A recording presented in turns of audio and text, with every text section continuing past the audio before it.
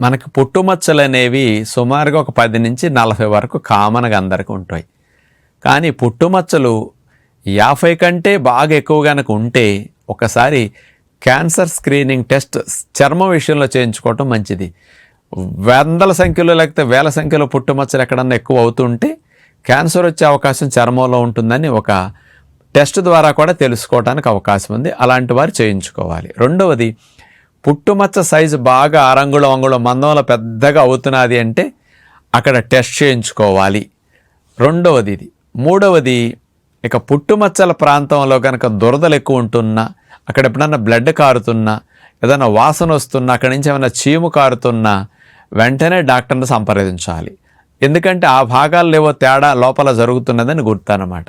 అందుకని ఇలాంటి విషయాల్లో తేడా ఉంటే డాక్టర్ని సంప్రదించి సలహాలు తీసుకోవటం మంచిది.